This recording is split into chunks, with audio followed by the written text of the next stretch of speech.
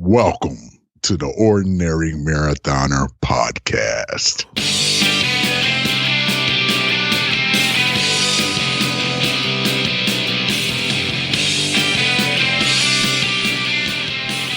Hello and welcome to the Ordinary Marathoner Podcast. My name is Coach Scott. I'll be your host today. What is today? It's October.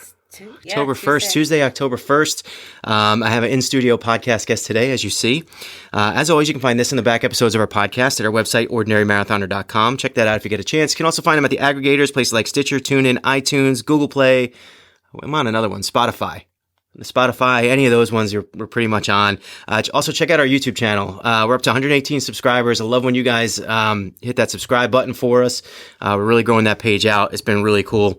I think my natural tendency is to lean into the mic. So now that we're only using one mic, we got to keep it in the middle. What else we got here? Team Ordinary will be rolling out really soon. We got all our gear. I think right now, the only thing that's holding us up is that Steph and I are going to New York for a couple days, and we just don't want to have back orders, and we don't want you guys to yell at us when we haven't delivered everything right away. So we might roll it out next week. I think next Tuesday will be the official launch day, which I've been saying that for weeks. It's ridiculous. Anyway, that's about it. Our Facebook page is growing like crazy. Have you seen our Facebook page? Yeah. We hit 900 people today. We were 680 a week ago, and we're 900. So I want to thank all you guys out there who have helped us out. It's one of those things that kind of grows organically. And if you guys are out there and you start inviting people to the group, it's like, wow, it's really cool to see and really love the support. With me today, our guest, our co-host. I like to call her.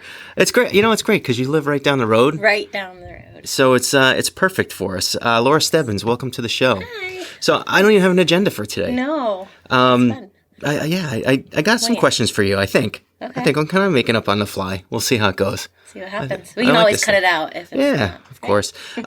So I got to admit something, which is I lied to you about getting to level 21 on Zwift.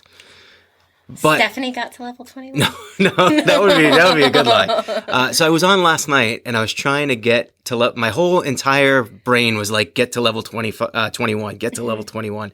And you watch the meter every mile, it ticks like a tiniest little bit. And so it looked like there was no room to go any further. Mm-hmm. And I'm like, all right, just got to push one more mile. And I push it, and it doesn't tick over. And I push another mile, it doesn't tick over. And I'm like, all right, one more. So I really gave it a lot of effort. Yeah. And it ticked over, and it didn't go into level 21. And I threw a fit, and I was like, I'm out of here. I quit. And then, but then I went to my profile, and it said it said level 21. But if you notice the meter, there was no red on that meter. So so it's strange. It's almost like it gave me credit for being level 21, but I actually have a very sliver, maybe one or two more miles left to go. But isn't that? 21's pretty good. Yeah, it's getting there. I'm getting there. You're 21. I think I'm at 21, yeah. So this is why I like Laura. Laura humors me. One of the many reasons. No. Laura humors me when I compete with her on Zwift. Yeah.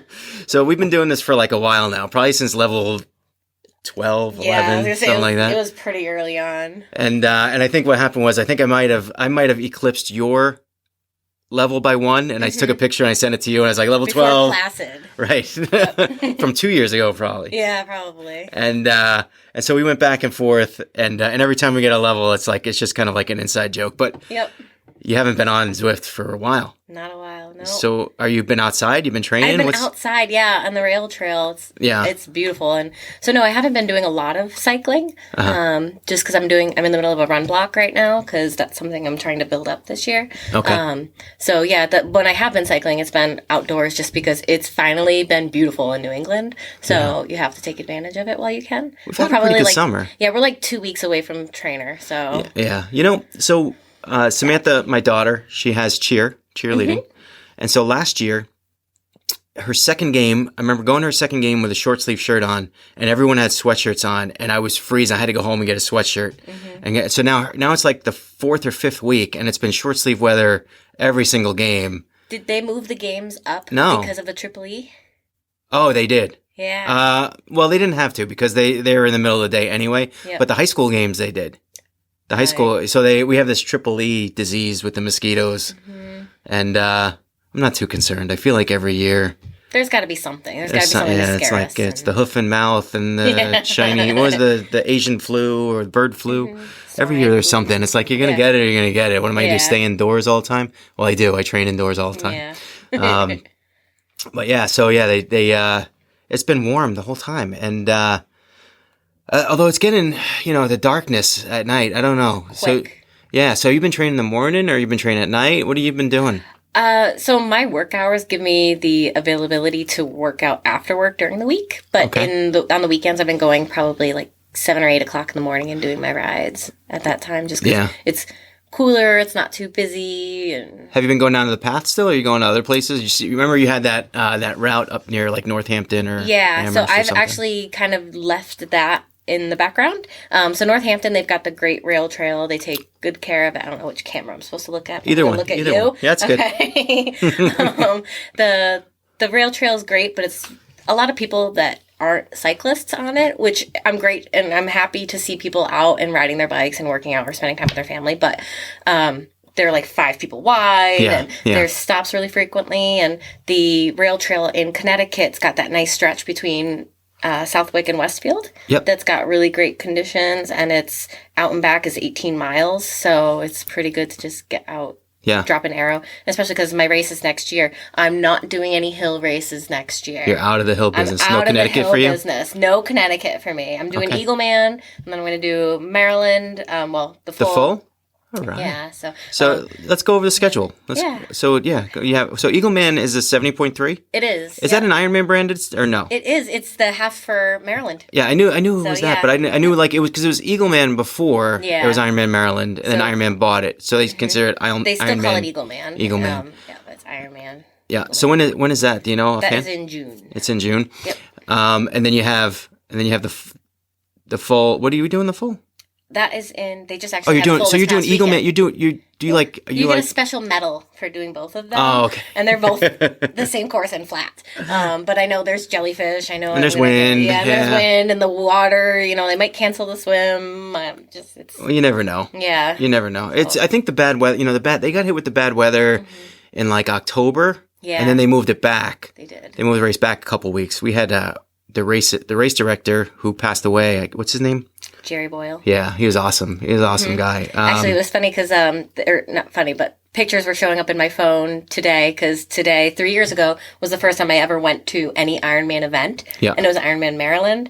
And there's a picture of Jerry right before he's about to make the announcement to everybody. He decided to cancel the swim. Ugh. And he just looks like, I don't want to do this. He looks at me. He goes, I don't want to do this. I'm like, I wouldn't want to do it. Have fun. But I always it's a safety thing. Yeah, it's a totally safety thing. And it's funny. So we had this woman, Sheila Trelevan, on the podcast. She's a pro, an Ironman pro, and she's her best discipline was the swim. Mm-hmm. And so one of the things I asked her was, if it's bad weather and you're a good swimmer, is that like something you're like, ha ha ha ha? Yeah. Because everyone else is gonna like worry about drowning, but you're a good swimmer. You're so fine, I got it. And she's like, no, it sucks. Sucks just as much for her. I'm sure that there are some competitive people out there who are like, man, I trained hard and I want to do the swim no matter what. Yep. But I tell you that river out there can get really nasty.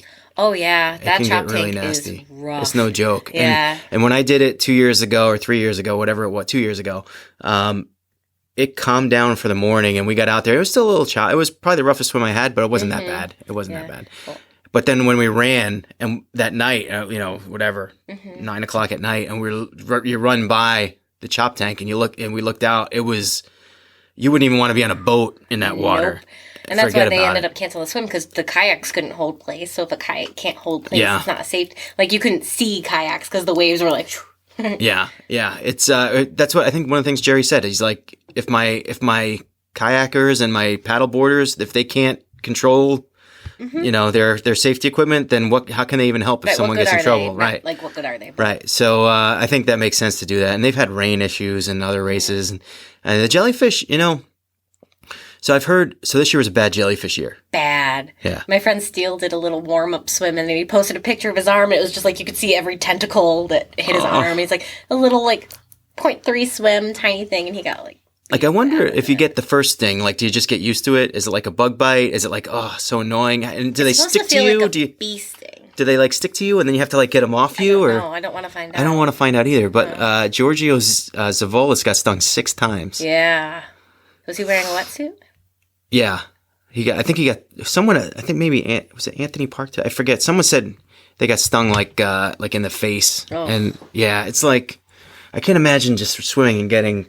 No. Yeah. No thanks. I think I would go out. I would swim if I had to do it when I didn't get stung when I did it, but 2 of my friends got stung. It was a lower jellyfish year, but they were still there. And I think I would have to do I wear one of those giant diving suits with the big metal helmet, or just stay really close to the person. This is when you want to be in a group of people, right? So they can all just have them surround you. For you. Yeah, yep, they'll protect you and go in the middle. Exactly. The thing I remember about that swim too was I want to say 90%, and I don't have it. I'm just guessing. 90% of the swim, you can actually stand in the water. You just don't know it because you can't see the bottom. It's so dirty. Oh, yeah, no, then you don't want to stand because you don't know what you're standing on. Yeah. It's like Atlantic City. Don't look in when it's low tide. Don't stand. You don't know what's there. Yeah, I mean, when you do swims, did you ever swim in Walden? No. No, because that's out near, where Nick, I swam with Nick once, Nick Cumbo out there. You can see the bottom, and it's just nice. But the problem is that sometimes you see the bottom, you're like, oh, here's a giant, snapping turtle branch, right? I don't want, right, yeah, right. God, you don't want to, you don't want to be there. So Maryland for you. So yeah, I've got Eagleman, Maryland, and then just today I signed up for Rev 3. They've got a race. They're coming back to a 70.3 distance in Mass. It just opened up today. Okay, I'm listening. It's going to be hilly. Ooh, so that's right. I need that because it's the Berkshires. It's hilly here. So, yeah, it is. But it's close. So. So I was thinking of doing Connecticut. They changed the course this year. It's only 3,500 feet of climb now. On the bike. But that's less than. I mean, it's about Lake Placid, whereas before it was more than Lake Placid. Correct. All right, but the run has more. The run has more. Run has. How do you get more? You're just gonna go back up and down that really stupid hill. Is it just stairs? They just we're gonna put a staircase here for you guys. Exactly. Thanks. That's insane. Anyway, I'm thinking about Connecticut, but now that I could be talked out of Connecticut. Yeah. Ironman is always a little more expensive. Yeah. And I'm just looking for something that I don't have to buy. I don't have to get a hotel room. This one's July 31st, so it's right in the middle. Because I'm doing. So let me see. So I'm doing. So you could still do. I'm doing the muscle. Connecticut. I'm doing Muscle Man, which is close. Muscle. Yeah, Connecticut is the May 31st. Oh yeah. I think, or May, somewhere late May. And then, which is also the weather. The water's still cold. Mm-hmm. Well, I think May, is it June? I think it's May. It's usually the first weekend in June. Okay. So I just feel like it's still too cold. Yeah, I think last year the water was 63. This year I think it was 66. Yeah, it was better this year. So you did Mont Tremblant too. I'm switching subject. Yeah, that was awesome. Yes. You crushed it. Hey, you're still wearing it.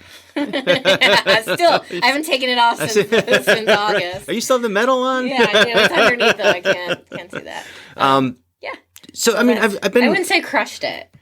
No, but you did well. I did. Here's the thing. Here's the thing with Laura. Laura takes, for some reason, she finds herself in a gazillion pictures during the race because she's always smiling and having a good time. Yeah. And I think she's just people see that and they're like, oh, everyone's dying, but look at this girl. She's laughing and smiling. Let's take a picture of her. Yeah. So I feel like you get it. So every picture I see on social media or whatever, you're always smiling and sometimes you did pretty well in that race, though. I mean, you were. Yeah. I didn't hit my goal. I was at 14:34, but I had the crash at mile 40. Right. My nutrition was off because I won't go into the details of it. But I wasn't a fan of the on-course nutrition. Yeah. All right. So to be corrected, not to. Yeah, you don't want to hit a brand out. I get you. So I wasn't a fan of that. But that did end up in the long run hurting my race because I didn't get the electrolytes and stuff that I wanted, but I couldn't stomach what was offered. Yeah, it was right. So I had my own Gatorade that I carried with me, but the mix, you don't get the ratios right. You're getting more water, and it was much hotter than Canada promised to be because it was supposed to be in the 70s, and it ended up being 85 and sunny with no clouds. None. Clouds. And you're out on the highway. On the highway. For more than, probably 3/4 of, more than half the race. People talk about the Duplice, the climb on the Duplice. Yeah. No one talks about the climb on the highway. because they're just there's that one on the way long back and stupid, right? It's that, Yes. yeah. Well, very long. I remember going out on the highway because it's all rollers, right? Yeah. It's Mostly, you're either going up or you're going down. You're rarely going like just level. Right. And so one of the funny things was, and I'm interested to hear. So you had your tri bike. Yes. I'm assuming. So you have Pizza. you get into aero and you have your shifters up here. Mm-hmm. So I have a road bike with aero bars put on. So my shifters are back down here. Mm-hmm. So after we did Tremblant, I did the 70.3. I was talking to my friend Joe. He's got the tri bike, and I'm like, oh, how much time do you spend in aero? He's like, probably like 80%. Mm-hmm. And I was like, well, I was more like 20% because I had to keep shifting because you're always going up and down. And every time I shift, I don't have the skill to kind of like move, Mm-hmm. I'm either in aero or I'm out of aero. I'm never I'm never going back and forth. I don't have that dexterity. I haven't practiced that enough. It takes a lot of practice. Yeah. And I was similar when I had Dirty Girl, I still have Dirty Girl, but my road road bike. Sorry, for people who don't know, my road bike. It's not an actual dirty girl. Dirty Girl in the basement. So it's the same thing. It's a roadie with the clips put on. It took me a while to get comfortable, and I found myself a lot of times riding where I'd be in half an aero and have my arm out. So and you wonder if that's is that like defeat the purpose of being an aero at some point? This whole side's being exposed, and that's breaking me. So I don't know, but I was probably the opposite, 20% in aero and 80% in upright. And he, I don't know. So all of a sudden now I have to buy a tri bike. Yes. Yeah. We'll see. I know some people. Yeah, you know some people? I know some people. You know some people who know some people? I know some people. Yeah, maybe I can get a Waddy. You know what? So let me ask about Waddy. Because this is like your thing lately. I love this team. So I didn't even plan to go to the Waddy conversation, but it's like you're all over the Waddy. I love everything about this team. So how did this start? So it started last year. I had seen some of the Hit Squad people. I met a couple of them just out on the course, just in passing, like saying hi and getting cheered. And the group of people were just like so amazing. Like they were wicked badass, which is first of all like. That's cool. Yeah. By the way, you still have to get Andy Potts on the podcast for me. I'm still waiting. We'll have a talk. And I'll settle for Heather Jackson. Heather and I actually, we did, so one of the many things that are awesome about Waddy, last night we had a Facebook call with Heather. So we have an hour long that we're sitting down, we're doing a Facebook chat with Heather. So we can ask her whatever questions and do whatever. And they do that with like all of our pros. Yeah. So, it's just, everyone's so personable and just really nice. And so last year I was seeing everybody in the kits and I was like, badass kits. I know Waddy, they make really good stuff. I've got a couple pairs of things. And so I applied to the Hit Squad like, we'll see what happens. And then I got the email, almost lost my mind to have gotten accepted. I know a few people just through Facebook, but we've never met in person. So we all interact. We have a group page that's a private page for all the athletes, and we just talk and get to know each other, support. And then Lake Placid happened, and Heather Jackson raced there. Yes, but not that was 2 years ago. 2 years ago. Okay. Yep. So we had Joe Gambles that was racing Placid this year. So we had I was lucky enough to be able to be the point person for doing a team dinner. Right. So putting together the team dinner, we had about 50 athletes and families show up to the dinner, and it was just like a huge family like gathering. Like there's a girl, Erin, who I love her. She is my spirit animal. Yep. She's just like the most awesome person, and we've known each other for years online and almost like knock each other over to see each other. Like it was just so cool to like meet. And then just being involved with the team. And I tell you, one of the things really we didn't talk about was your volunteering at Lake Placid. Oh yeah. I believe you actually set a record.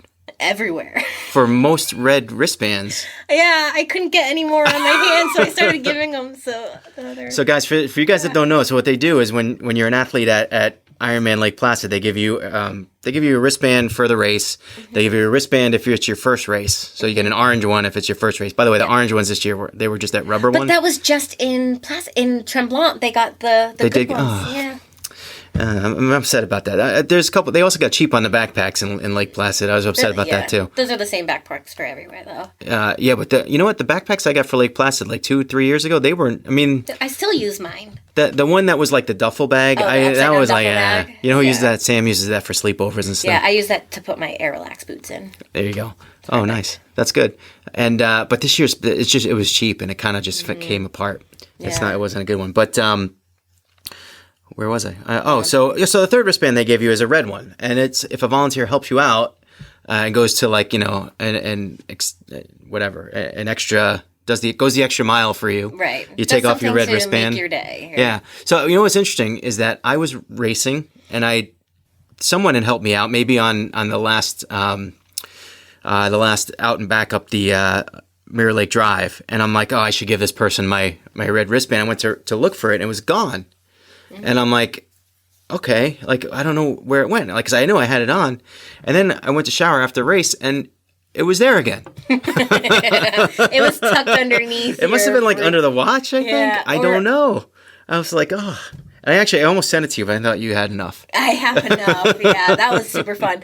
I will do that every year. Yeah. I will do that every year that they have Ironman in Lake Placid. Yeah. So we did the transition one, and that was from the swim to bike. Yep. So I did that because that was where I felt with my race. That gave me the most. I got the most from people, the volunteers. They're all great. All the volunteers are fantastic, but that's where I felt. So I was there. Awesome. Got to see a whole bunch I called dibs on all my Wadi people that came through. So helped it get all those ladies out and on their way. And then you were suntan lotion, right? Your sun, yeah. So that was and then sunblock. And then I was supposed to be done until the finish line. Yeah. And then I was with my friend Liz, and we were doing a cheer squad for the Wadi athletes, and we're standing and just waiting like every 20 minutes for. I'm like, I could do more. So I went back to volunteer. So then I was in transition 2 for the bike to the run and helping people in there.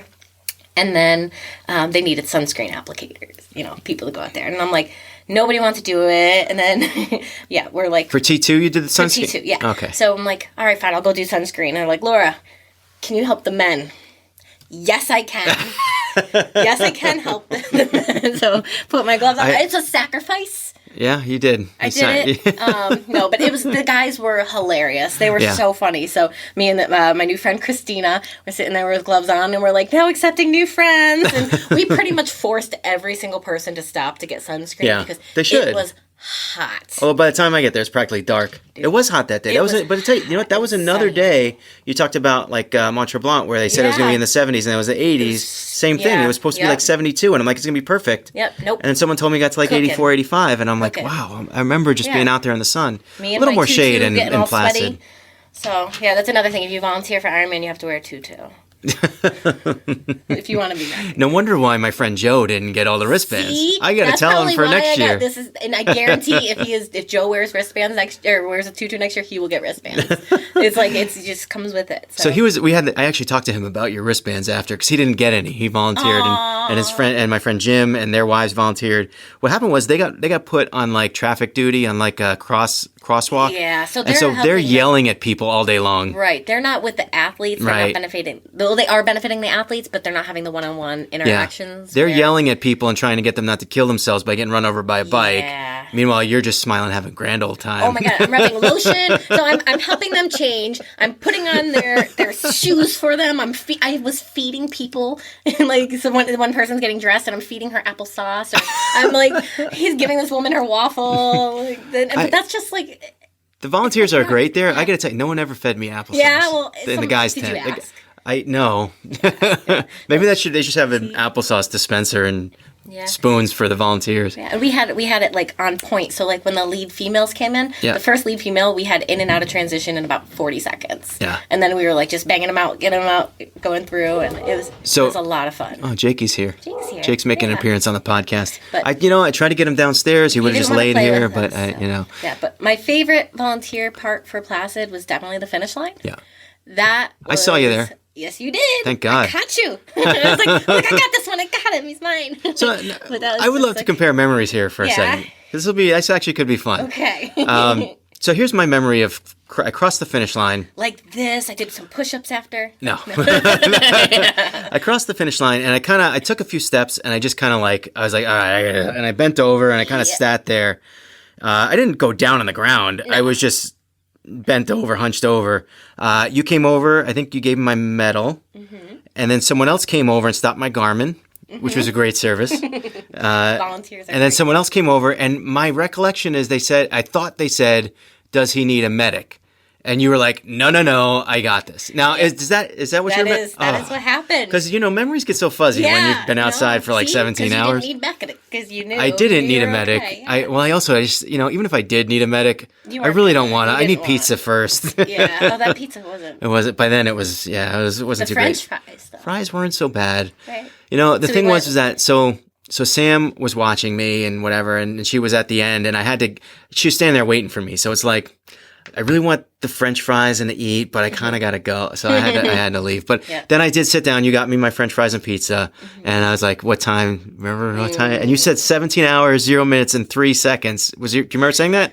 So you actually misheard. I misheard. You said 57. Yeah. Or 56 or whatever it was. Whatever was your actual thing is what? Yeah, 17 hours, 0 minutes, 56. So I thought you said 3 seconds. I was like, wow. And then like a couple minutes later, then I heard you say 56 seconds. So I don't know if you were correcting or if you were just repeating, because my brain was shot. But that's what I heard. So at least that was my 3. And it didn't even bother me at the time. It didn't really even bother me. No, it didn't. You crossed the finish line with Mike Riley out on the carpet. It was pretty cool. You got the high five. Yeah. Everybody with the atmosphere at that point of night is just like amazing. I actually said that even if I was on track for a PR next time I do it, which is probably in 2 years, you're just gonna walk until you get to. Well, I would go up Mirror Lake Drive, and our friends who are on the podcast, Dean and Grace Lindell, they'd have like or at least if Grace isn't racing it or Dean isn't racing it, they hang out on Mirror Lake Drive with beers and party. And I was saying, what I'll do is I'll just stop there, have a few beers, and wait till like 4 minutes beforehand. Does that count as outside assistance, and then they come beers? In No, he's a volunteer. He's a registered volunteer. He runs the first bike aid station. So tell him keep that shirt on. So when you hand me the beer, it's just you're handing me hydration. Oh, there's beer. Like there were some on River Road out there. There's one aid station that is very rowdy that I won't say by name, but that's a pretty fun one to stop at on the run course. I just remember. So they had like tables set up. They're playing beer pong, and they were like asking if you wanted a beer, and I'm like, yes, but probably not. Yeah. But at least they're telling you what it is, because I've done a race before. Yeah. And you have to be careful for rogue aid stations. Yep. Because it was the Holyoke 10K. So St. Patty's Day is the big was that on the back hill by any chance? Yes, it was. Yes, I've been to that aid station. So they hand me this glass, and I go and take it because they said it was water. Yeah. It was Jaeger.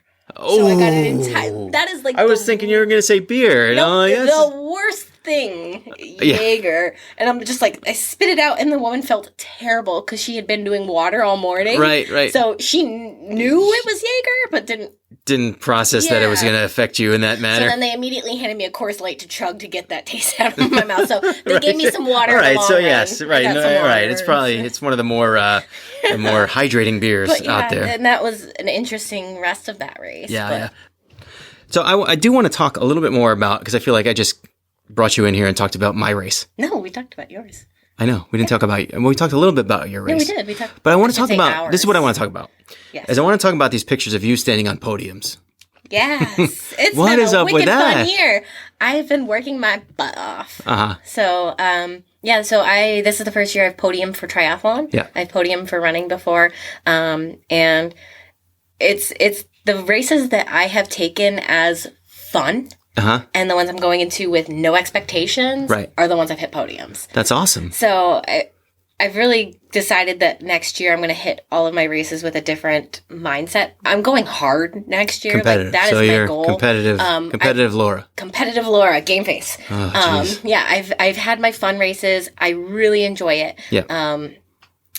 Are we still going to get the smiley pictures? Come on. Yeah. All right. Yeah. I don't know. I get so excited when I see people that I know out on course. I can't even help it. And like when people are nice to you, or like you see like the kids and stuff, they're just great. So like at Mont Tremblant this year, there was a little kid. He was a volunteer, and he's like cheering me on to run. I'm like, come run with me. And he's like, okay. And he starts running with me. He's like, how much longer? I'm like, 16 miles. He's like, okay, bye. Like, bye. Like, it's just like, you got to laugh. You got to have fun. You got to enjoy it. And there was like some people that went by a kid and didn't give him a high five, and the kid looked all sad. I went over, I'm like, here's all the high fives many that high those fives. guys didn't get and missed you. But so the podiums was a lot of fun. Yeah. And so did you know? I mean, when you crossed, did you have any idea that you were going to, and they just tell you? 2 of them, I didn't have a You're like in the car on the way out and you're like. Yeah, well, no, I knew one, got to the end, hydrated because I had other people that were racing that I'm waiting for. But yeah, the 2 races, the end of the year, so I did Pilgrim Man, Olympic aquabike, just because I was having some calf issues, yep, so I didn't want to run. So I ended up winning the overall for the aquabike. And then the other one was the women's tri in Hartford, if they do it at Winding Trails. I ended up with 2nd place in my age group, which is really good because that was 3 weeks after Mont Tremblant. Wow. So you're still recovering. Yeah. Really. So it was like I was. I feel like I'm still recovering from like 2 months ago. I'm still like I'm still eating like I'm needing to train, but so both of those races I didn't have a working watch.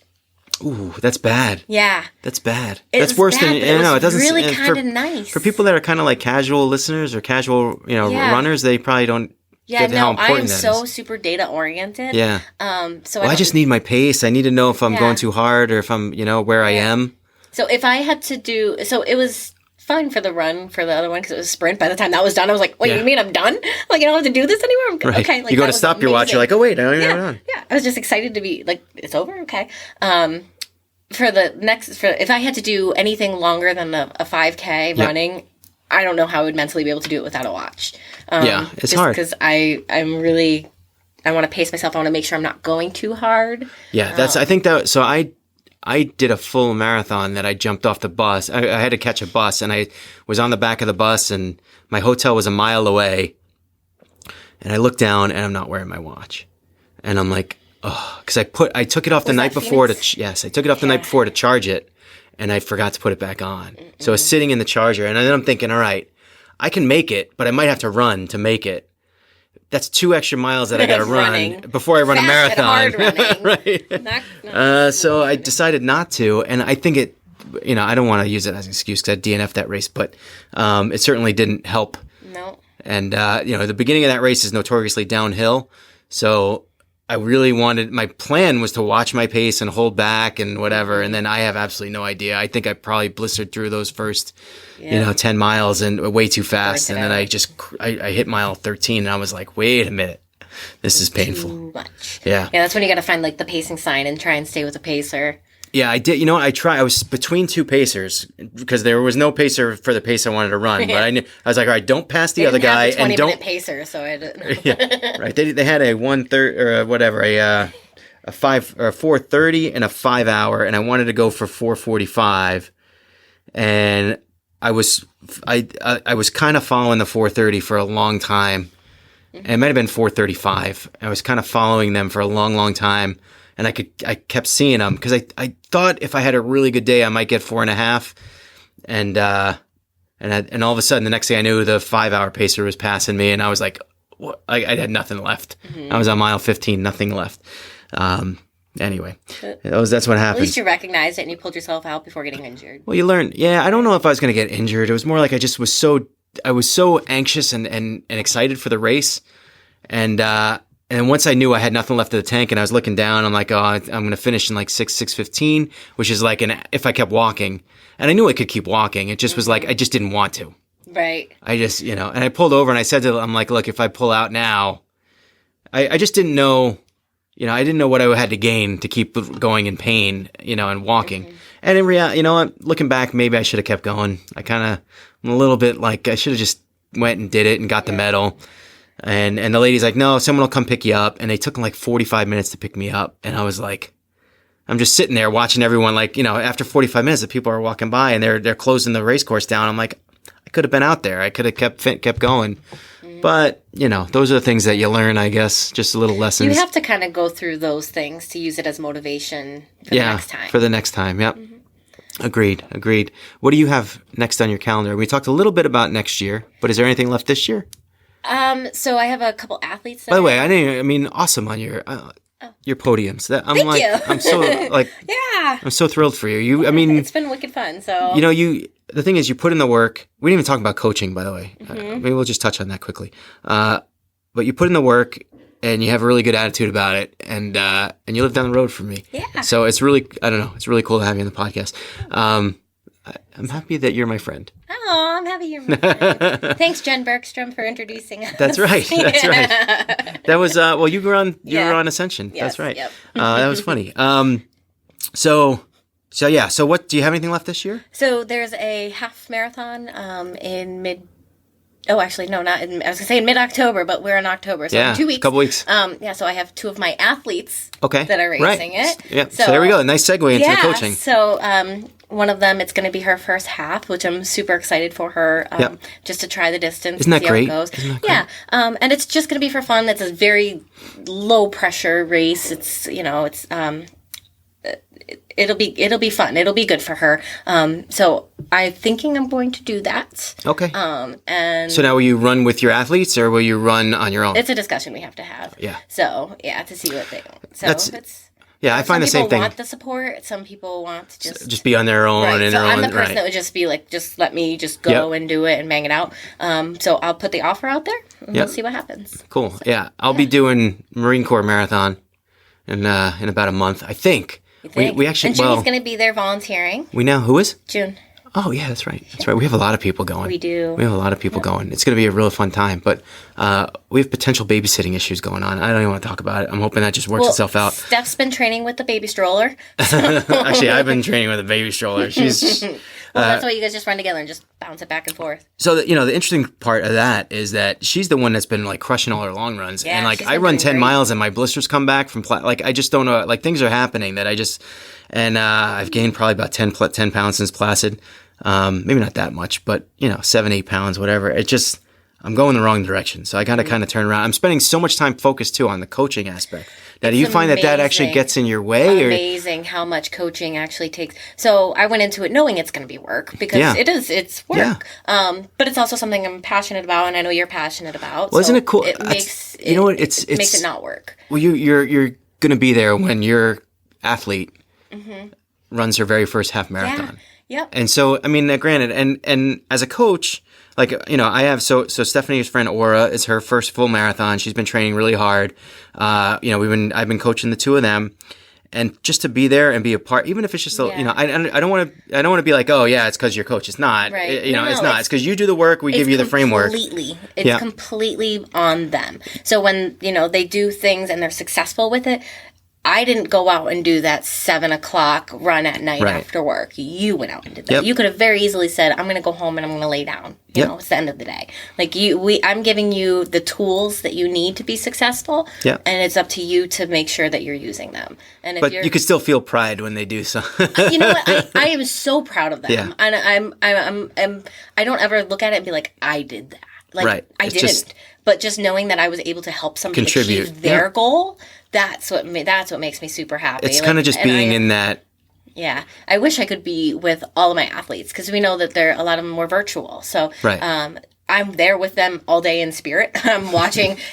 Trent just did Augusta this past weekend, and it was super hot. And I knew it was hot, and I was seeing people on Facebook being like, dropped off DNF, and I'm like, come on there, big guy. I'm like, you got it. Like, so I'm like, every time he hits a time, I'm like cheerleading for him. I'm like, virtual high five. I'm like, you're doing awesome. So when he finished, I was like crazy proud because he could have very easily been like, it's hot, I'm done. Right, cooked. But literally. He didn't. Right. Yeah. He did it. And then in 2 weeks now, he's got North Carolina 70.3 coming up. Wow. He's a beast. Nice. Yeah, so he's going to. You caught a guy on a good phase there. Yeah, he's going to end the season strong, and then everybody's shaping up for really, really cool stuff. I'm really excited to see the next, bit for everybody. So let me ask you this. So when you got into this, were you, I'm projecting my own. Okay. Were you more nervous, excited? I know it's something that you wanted to do. Yeah. As something I wanted to do. Yep. I'm a little both. Yeah. And I think that's the right way to think about it and the right way to feel about it. So I was nervous at first just starting because that's so much faith that somebody's putting into you. And that's exactly why. Yeah. And you don't want, I don't want to disappoint my athlete. I want to be the best that I can for them. And all of us, we have got really great communication, and that's really the key. Yeah. So once I got through the first, couple interviews, so the first, Mary, she's part of Ordinary, so her and I worked together, and that was like my first, athlete. So that was pretty cool. But like, as she's you done go some along, big races too. Did she do? Yeah, she's doing good. Yeah, good. Yeah, she's been having some foot issues and stuff, but now that's on the mend. So good. And then I had Taylor, and I worked with him for a bit, but now he's golfing, so he's doing that instead. But just are you a golfing coach also? Yeah, no, nope. Is that considered cross training? We had this conversation on the. I don't know if you saw that the other day. We had a little brief conversation on the page the other day about whether or not golfing can be considered cross-training. That's a funny thing, but a lot of people, and something I try and talk to with my athletes and just with other people, you have to take those kinds of things into consideration. So if you're doing golfing and you're going out and you're out there for, I don't know how long golf takes, let's say 3 hours. You're out golfing for 3 hours and you're walking and you're not using... That's pretty fast, but go ahead. Okay, 4 or 5 hours, whatever. You should include that time into your overall training. Because that's stress on your then body. There's the difference of whether you're walking or if you're riding the cart. Right, that's what I'm saying. If you're walking, you're not taking the cart. Because that's stress that you're putting on your body. So if you're carrying your bags and things like that, or even just going to the gym or playing softball, even though it's not swim, bike, run, that is putting a lot of stress. And you got to make sure that you're including those hours in your overall training hours. Yeah. Otherwise, you're going to burn out. You're going to get injured. Somehow, right. Right. I got to tell you, I do a lot of, with Stephanie and Aura, I do a lot of, hey, you did a long run yesterday, and their schedules are so hard to kind of mesh and find the open areas where they can do stuff, and they have too many days off, and so all right, you got to do something the day after a long run, which I hate doing, but go walk. Right. Go do, After a long run. And we have the path near us, which is super convenient and the perfect walk for it's like a 3 mile down and back, shady. Mm-hmm. Oh, yeah. It's really nice. Flat, which is beautiful. Yeah. So Jesse, the owner of QT2, he was actually the one who did my coaching cert class. Amazing. Amazing. Super smart. Learned so much. It was a lot in 2 days. Right.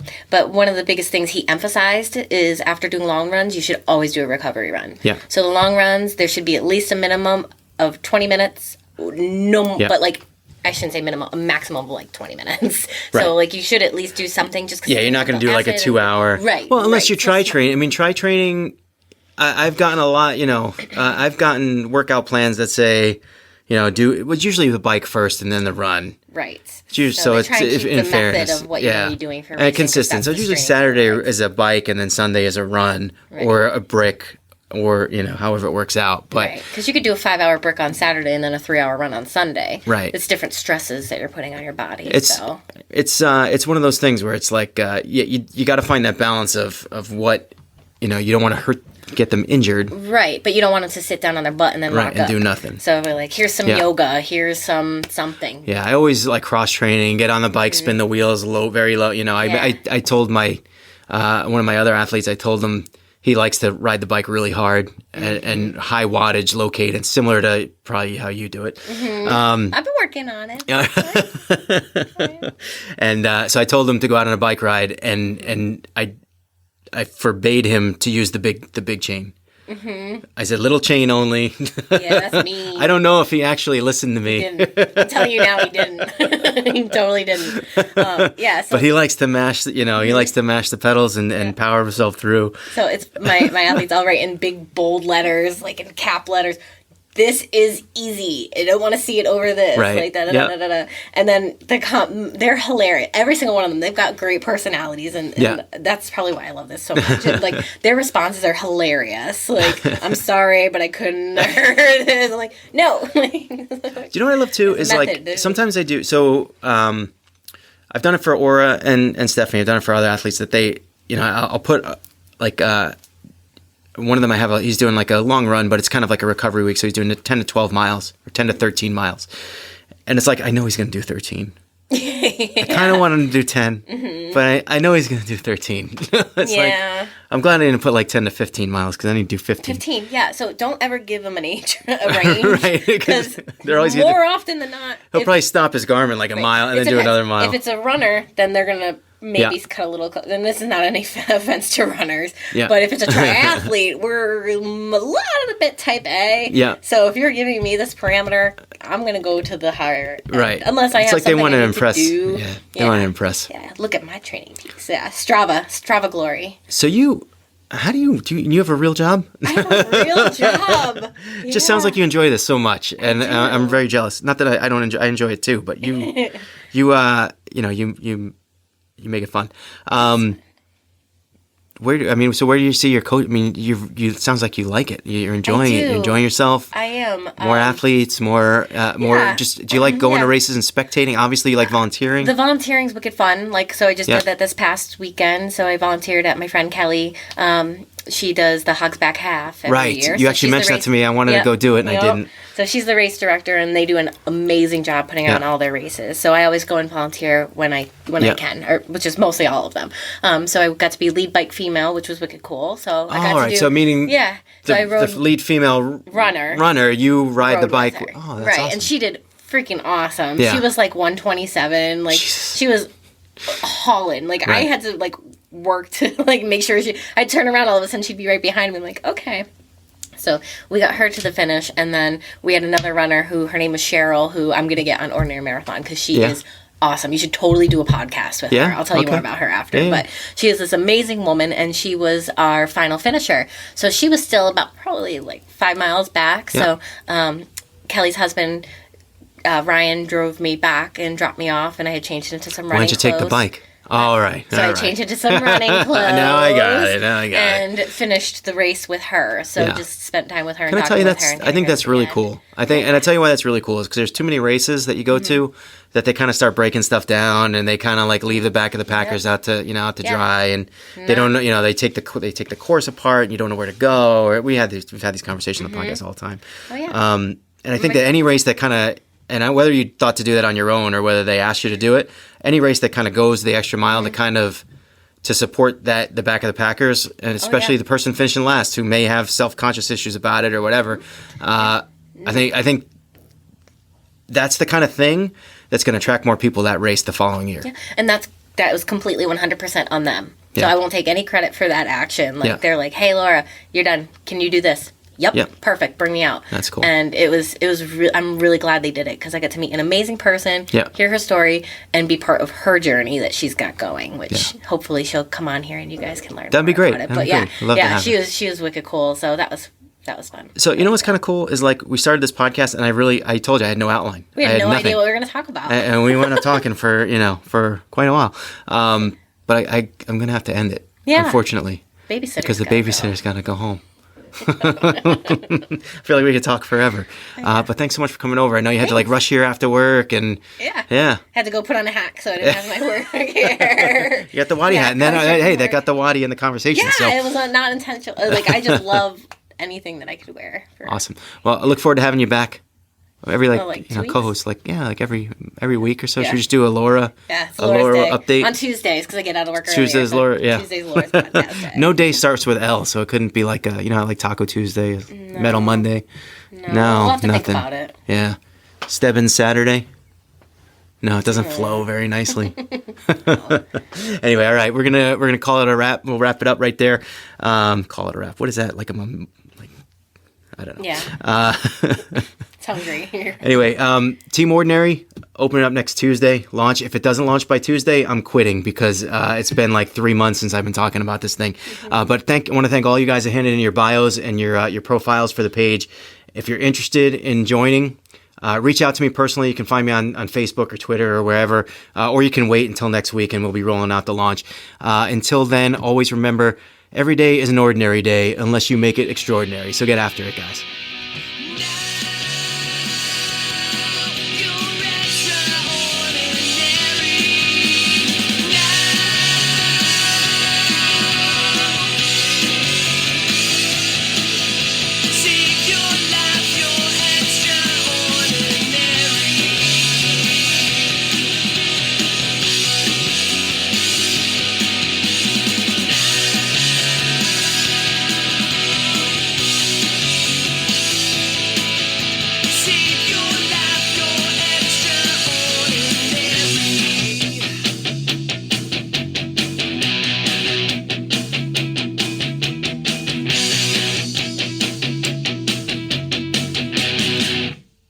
Remember to like our video and subscribe to our channel.